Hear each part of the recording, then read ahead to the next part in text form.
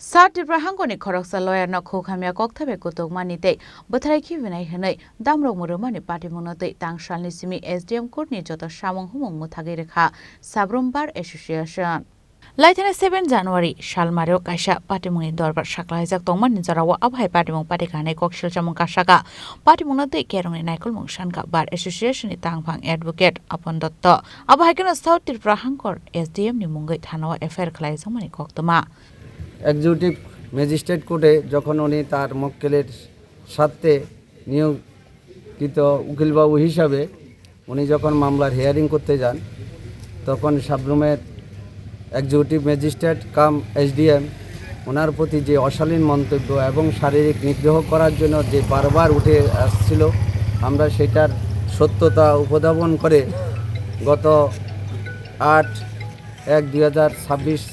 তারিখে আমরা bar association থেকে একটা ডিসিশন নিই সেই ডিসিশনের পরিপ্রেক্ষিতে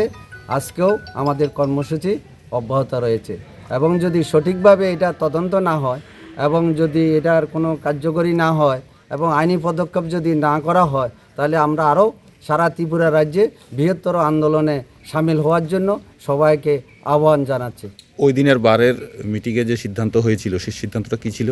সিদ্ধান্ত ছিল যে আমরা ধিক্কার জানাচ্ছি যে একজন উকিলবাবুর উপরে যার এক্সপিরিয়েন্স 22 বছরের ছিল ওনার উপরে যদি হয় এবং ওনার জুনিয়রদের সামনে যদি এরকম হয় ভারতবর্ষের যে কনস্টিটিউশন আছে 1901 এবং 21-এর যে অধিকার আছে অধিকারকে খর্ব করা হচ্ছে। এটার জন্য আমরা সমস্ত আইনজীবীদের কাছে আমরা সারা ত্রিপুরার যে বার অ্যাসোসিয়েশনের কাছে চিঠি পাঠানো হয়েছে এবং যেটা ওনার বিরুদ্ধে আইনগত পদক্ষেপ নেওয়া যায় সেই তরফ থেকে ওনাদের কর্তৃপক্ষের কাছে আমাদের চিঠি পাঠানো হয়েছে